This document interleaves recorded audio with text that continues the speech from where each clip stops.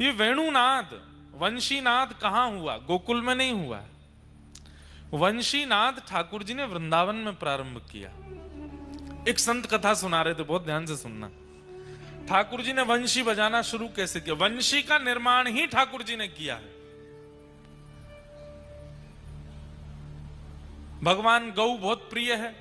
एक दिन गौ रोती रोती ठाकुर जी के पास आई। ठाकुर जी बोले, अरे तू काईकू रोवे, कहा भय हो? मुझको बहुत जोर ते भय लगे। कौन ते भय लगे तो को? बोले मुझे मानवन ते भय ना लगे, मुझ कोई जानवर ते भय ना लगे, मुझ पर्वतन ते भय ना लगे, मुझ नदी ते भय ना लगे, एकमात्र ये बांस है जहां से मुझको बहुत भय लगे। छोटो बालक भी अगर बांस उठा ले तो गैया डर जाए, बांस से डर लगे। ठाकुर जी बोले, जा बांस ते तो को डर लगे, वही बांस ते तो को प्रेम कराऊंगा।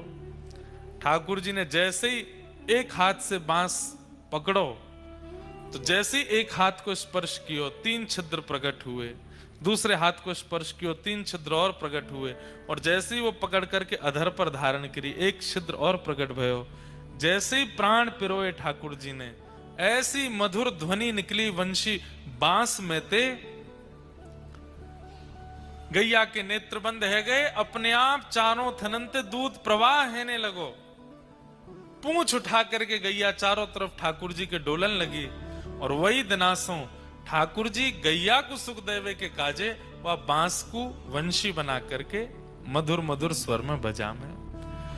पहलो कारण वंशी नाद को गैया को सुख देनो, क्योंकि ये गैया भयभीत होवे। अरे गैया तो को यही बांस से ही प्रेम कराऊंगा मैं, या हमारे ठाकुर जी वासो बंसी बजा में वेणुनाद करें। ऐसी मधुर वंशी बजा में कि गोपियों को अपने घर में बैठे बैठे ठाकुर जी के दर्शन होते हैं। उसी को वेणु गीत कहा गया श्रीमद् भागवत में। कभी अवसर मिले बंधुओं तो आप लोग YouTube पर जयपुर की अकिंचन कथा सुनिए।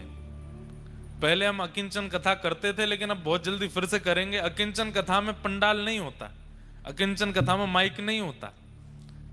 आप लोगों की कथा शाम 8 बजे से रात्रि 11 बजे तक होती है। अकिंचन कथा सुबह 3:45 बजे से 7 बजे तक होती है।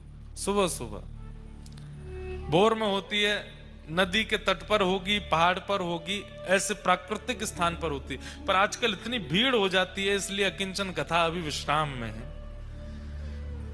लेकिन बहुत जल्दी हम गिरनार में अकिंचन कथा करने वाले हैं। हमारी बात भी हो गई है, डील भी हो गई है, लेकिन उसके बारे में कथा प्रारंभ होने से एक दिन पहले ही बताएंगे। तो जो एक दिन में आ पाएगा ऊपर ही करेंगे पहाड़ पर कथा, वहीं अकिंचन कथा होगी सुबह सुबह 3:45 बजे। क्या सुख मिलता है, इतना आनंद आता है अकिंचन कथा में। तो एक बार जयपुर की अकिंचन कथा सुनिएगा, और उसमें भी वेणु गीत पर जो कथा हुई है 3 दिवस की कथा है, अंतिम कथा वही हुई अकिंचन। इतनी मधुर कथा हमने गाई है, हम ही बता रहे हैं आपको। उसमें वेणु गीत के जो भाव प्रकट करती हैं गोपियां, आहा। कि वरहा पीड़म नटवर वपु कर्णयो कर्णकारम विभ्रदवा सह कनक कपिसम वैजयन्तीं च मालां रन्ध्रान् वेणो अधर सुधया पूरयन् गोपवृन्दैः वृन्दारण्यं स्वपदरमणं प्राविशद्गीतकीर्तिः। अक्षणवतां फलमिदं न परं विदाम सख्य प्रसूनन विवेशयतोर्वयस्यै वक्त्रं ब्रजेश सुतयोरन वेणुजुष्टं यैर्वा निपीत मनुरक्त कटाक्ष मोक्षम। गोपियां कहती हैं, ध्यान से सुनिए सब लोग, इधर देखो। बोले आपने त्रिभंग लली श्याम सुंदर देखे, आपने नवनीत प्रिया लाल देखे, आपने यशोदा के गोद के लाला देखे, नंद बाबा के गोद के लाला देखे, बलभद्र के संग खेलते भय लाला देखे, रास रचाते भय लाला देखे, किशोरी जी के संग लीला करते भय लाला देखे। लेकिन अगर आपने गौचारण करते हुए ठाकुर जी नहीं देखे तो आपने कुछ नहीं देखा। गोपियां कहती हैं ठाकुर जी के सर्वांगीण रूपों में सबसे सुंदर स्वरूप कौन सा है? बोले जब ठाकुर जी गैया चराने जाते। अक्षणवताम फलमिदम न परम विदाम। अरे इन आंखों को प्राप्त करने का सबसे बड़ा साफल्य क्या है? इन आंखों से पूरी दुनिया सृष्टि देखना नहीं, इन आंखों से गैया चराते हुए श्री कृष्ण को देखना। गोपियां कहती हैं हम किन शब्दों में वर्णन करें उस झांकी का। जब ठाकुर जी गौचारण करने जाते हैं, ऊंची धोती पहनते हैं, पांव में मोटे मोटे सोने के कड़ूला पहनते हैं, हाथों में कड़ूला पहनते हैं, गले में कोई माला नहीं पहनते, गले में गैया के पाम बांधवे वारे लोमना रस्सी, जहां में गोबर और रज लगी भैया वाकू पहने, सिर पे भी वही लोमना को बांधे, वही में मोर पिछ लगा लें। अब लोमना एक रस्सी है जिससे गैया के चरण बांधते हैं।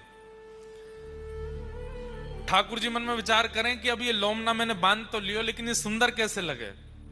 ठाकुर जी अपनो श्रृंगार भी बड़ो सुंदर करें, तो वह लोमना रस्सी को ऐसे बांध करके 2-3 परत बन जामे वाकी, सुबह के बीच बीच में कोई पुष्प लगा लें, कोई नीलो पुष्प, कोई पीलो पुष्प, कहीं सफेद पुष्प, कहीं सुंदर लड़ कोई जा रही होवे वाकू धर लें। ये तुलसी की मंजरियां निकली रहती है ना, इन मंजरियों को निकाल करके मोर पिच्छ के अगल बगल में लगा लेते हैं, ऐसी सुंदर झांकी बन जाती है। काजल लगा में मोटो मोटो ठाकुर जी यहां कान कान तक काजल जावे, कोई श्रृंगार नहीं, केवल छोटी सी धोती और कमर में सुंदर कारी कमरी बांध करके, और गैयान को हाँकते भय अरी कारी कहां को जा रही, अरी धौरी न कितकुआ, सब गैयान के नाम है। कोई को नाम श्यामा है, कोई को नाम कपिला है, सब गैयान के नाम बोलते बोलते ठाकुर जी चल रहे हैं। और जैसे ही ठाकुर जी गैया चरावे निकले हैं, सब गोपियां अपनी अपनी द्वार पर आकर के खड़ी हो जाती हैं उस झांकी को देखने के लिए। गायों में होड़ लगी है, कौन ठाकुर जी के बगल में चलेगो। अच्छा बंधु एक बात बताएं, ये ठाकुर जी ऐसे खड़े होते हैं, दोनों पैर ऐसे कर लेते हैं, क्यों? जब जब ठाकुर जी त्रिभंग ललित स्वरूप धारण करके खड़े होते हैं, जैसे ही दोनों पैर ऐसे करके और ऐसे मुद्रा बनाते हैं, तो यहां कोहनी के नीचे एक गैया आ जाए, अपनी कमर लगा दे, तो ठाकुर जी वहां पे ऐसे खड़े रह जाएं। गैया नहीं है तो कोई सखा आ जाए, सखा नहीं है तो कोई वृक्ष जो दूर है, वो मन में विचार करे ठाकुर जी ऐसे त्रिभंगी भये हैं, अरे मैं इतना दूर कायकू हूं, तो वो वृक्ष जो जड़ है वो चैतन्य होकर के अपनी डाल वहां तक पहुंचा देता है, ताकि ठाकुर जी को एक सहारो मिल जाए। आज मंदिरों में हम दर्शन करते हैं तो ठाकुर जी को कोई सहारा नहीं दिखता, लेकिन कभी वृंदावन में त्रिभंग ललित श्याम सुंदर को जब आप देखो तो उस समय कुछ इमेजिन किया करो, जैसे या कोहनी के नीचे कोई तो है, या तो गैया है, या तो कोई वृक्ष है, या कोई सखा है, या कोई गोपी है, या दाऊ दादा है, कोई तो है। और कभी कभी अनुभव करते करते स्वयं को ही देख लो, हम खड़े हैं ठाकुर जी के नीचे, यहाँ कंधा लगा के ठाकुर जी ऐसे बंशी बजा रहे हैं। गैयान में होड़ लगी है, कौन खड़ो होगा ठाकुर जी की कोहनी के नीचे, और वह होड़ के चक्कर में गैयान के खुरन से उड़वे वाली धूल ठाकुर जी के प्रश्वेत पसीना से जाकर के चिपक रही है, अपने आप ही सुंदर सुंदर आकृति बन रही है। यहाँ बीच में तिलक है, और तिलक के बगल में ठाकुर जी की मधुर मधुर आकृति, गालन पे, माथे पे, किनारे पे, सुंदर केश की अलकावलियों पर भी गौ रज लगी वही है। ऐसे ठाकुर जी वन में गैया चरावे के काजे जा रहे हैं। गोपियां कह रही हैं जिन्होंने ये रूप नहीं देखा, ये छवि नहीं देखी, उन्होंने कुछ नहीं देखा। अक्षणवताम फलमिदं न परम विदाम, सख्य प्रसूननु विवेशयतोर्वयस्यै, वक् पौत्रं व्रजेश सुतयो रणवेणुजुष्टम् यैर्वानिपीतमनुरक्तकटाक्षमोक्षम् गोप्यः किमाचरदयं कुशलं स्म वेणु दामोदरो दामोदराधरसुधामपि गोपिकानां भुङ्क्ते स्वयं यद् विशिष्टरसं हृदिन्यो हस्यत्वचोश्रुमुमुचोस्तरवो यथार्या। बांस की बंसी जब ठाकुर जी बजाते हैं तो वो रस, वो स्वर जैसे ही गोपियां सुनती हैं, गोपियों के नेत्र बंद हो जाते हैं और घर में बैठी हुई गोपियों को ठाकुर जी कोसों दूर गैया कैसे चला रहे हैं उसका अनुभव होने लग जाता है। जैसे अब ये थोड़ा समझिएगा इस भाव को, ठाकुर जी ने किलोमीटरों दूर जाकर के बंसी बजाई, अब वो वेणु की ध्वनि सब गोपियों को सुनाई दी, सब गोपियों के नेत्र बंद होते हैं, पर जिस गोपी के चित्त में उस दिन बहुत प्रगाढ़ प्रेम होता है उसको ठाकुर जी वन में क्या कर रहे हैं वो दिखने लगता है और वो गोपी बोलने लगती है, तो बाकी की गोपियां अपने अपने घर से निकल के उस गोपी के पास आ जाती हैं और बैठ करके कहती हैं, अरे बता तो श्याम सुंदर कहा कर रहे हैं। तब वो गोपी बताती है, अरे श्याम सुंदर तो अब गिरिराज जी पर चढ़े हैं, गिरिराज जी पर एक शिला पर बैठे हैं, अब यमुना जी में अपने पांव डार करके बैठे हैं। और कहा है रो, बोले ठाकुर जी की वेणुनाथ सुन करके गैया के बछड़ा बछिया जो दूध पी रहे हैं उनको मुख थन में लगो रह गयो है, दूध मुख में है, भीतर निगल नहीं रहे हैं।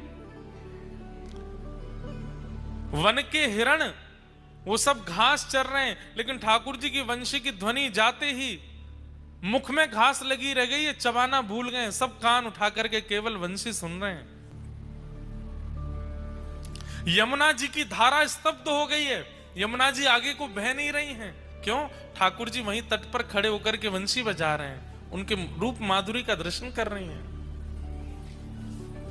पवन वायु जब बह रही है तो जितने वृक्षों का स्पर्श करके वायु आती है, उस वृक्ष दूर खड़े खड़े वृक्षों के पुष्प प्रार्थना करते हैं, हे पवन देव आप इतनी तीव्रता से बहो ना कि हम टूट करके आपका माध्यम ले लें और आपकी छाया में, आपकी तरंग में बहते हुए श्री कृष्ण के चरणों में जाकर के अर्पित हो जाएं। ये इतनी मधुर वंशी बजा रहे हैं। अरे देखो तो सही, कहा भयो? बोले कहा भयो? बोले वन में खूब तेज धूप है, सूर्य महाराज दर्शन कर रहे हैं ठाकुर जी को, लेकिन तभी आकाश में एक छत्र की भांति एक बादल घूमता भय आयो और जहां जहां श्री कृष्ण जा रहे हैं वहां वहां वो छत्र की तरह बादल ऊपर घूम रहे हैं, कहीं ठाकुर जी पर सीधो प्रकाश नहीं पड़े। ये सब दर्शन किसको हो रहे हैं? गोपियों को हो रहे हैं अपने घर में बैठ करके, और श्री शुकाचार्य जी उसका वर्णन कर रहे हैं।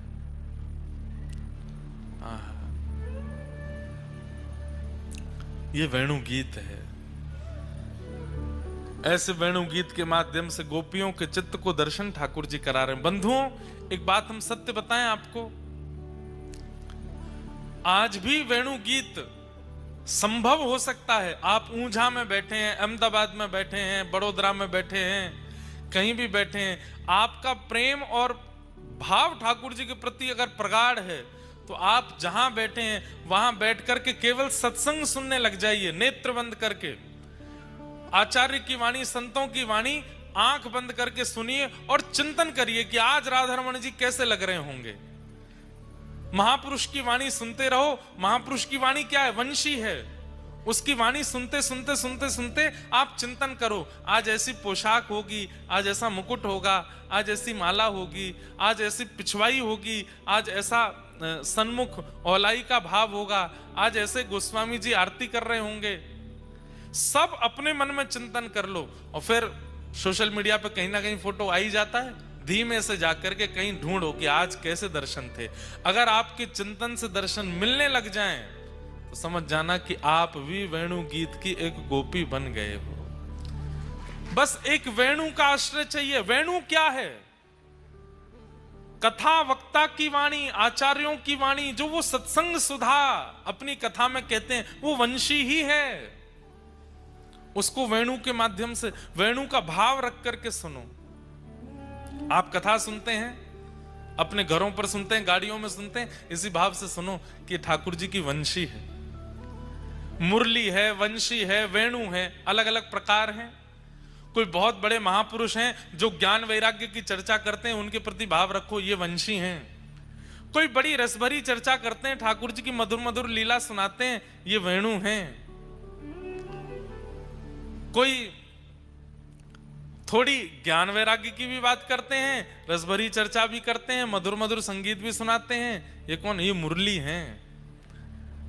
और यही भाव रखो, अब वंशी सुन रहे हैं, अब वेणु सुन रहे हैं, अब मुरली सुन रहे हैं। आप आचार्य वाणियों को ठाकुर जी की वंशी मान करके जब सुनने लग जाओगे, जिन ठाकुर का चिंतन करोगे, जहां बैठ करके करोगे, एक बार नहीं, 2 बार नहीं, 10 बार नहीं, कुछ प्रयास करते करते ऐसा होने लगेगा कि आप कितनी भी दूर बैठे हो, सत्संग वार्ता सुनते सुनते जैसा चिंतन करोगे वैसा श्रृंगार ठाकुर जी का होगा, आपको वहीं बैठ के अनुभव हो जाएगा। ताज बेगम कथा आती है, हिंदू नहीं थी वो, मुस्लिम थी। मंदिरों में प्रवेश वर्जित था उनके लिए। क्या करती थी? तो मंदिरों के बाहर जो संत महापुरुष बैठे कीर्तन करते, कथा सुनाते, उनके पास बैठ जाती और उनकी कथा सुनते सुनते नेत्र बंद कर लेती। मंदिर में तो नहीं जा सकती, निषेध है मेरा जाना। बाहर ही बैठे बैठे चिंतन करती। आज ठाकुर जी ने लाल पोशाक पहनी होगी, आज स्वर्ण का मुकुट धारण किया होगा, कानों में मकराकृत मत्स्याकृत कुंडल पहने होंगे, गले में मोतीन की माल होगी। आज भोग में ठाकुर जी को ये पधराया होगा, कढ़ी भोग होगा, चावल भोग होगा, ऐसा भोग होगा। वहीं बैठे बैठे चिंतन करती और जैसे ही मंदिर से दर्शनार्थी बाहर निकल के आते तो बस उनके आगे हाथ जोड़ के कहती, हमें और कुछ नहीं, बस इतना बता दो आज पोशाक कैसे वर्ण की है। और जैसे ही वो आके कहता आज तो ठाकुर जी ने लाल वर्ण की पोशाक पहनी, बस वहीं ताज बेगम नृत्य करने लगती कि मैं भले भीतर नहीं जा पाती पर ठाकुर मोह बाहर आके दर्शन कराए थे। आचार्य वाणी क्या है, सत्संग सुधा क्या है, कथा वार्ता क्या है, ये ठाकुर जी की वंशी ही है। इसको वेणु मान करके सुनो। और वेणु में भी ऐसी भावना रखो बंधुओं, एक बार के प्रयास से वो वेणु जैसा अनुभव नहीं कराएगी, समय देना पड़ेगा, साल भर भी लग सकता है, पर भावना आपको धारण करनी पड़ेगी कि ये वक्ता की वाणी वेणु है, यही ठाकुर जी की वंशी है। सुनते सुनते सुनते सुनते एक दिन ऐसा आएगा आपको शब्दों में स्वर का अनुभव होने लगेगा और शब्दों में ही ठाकुर जी का दर्शन होने लगेगा, अनुभूति होने लगेगी। और उसी अनुभूति से एक दिन साक्षात्कार हो जाएगा ठाकुर जी के उस मधुर स्वरूप का।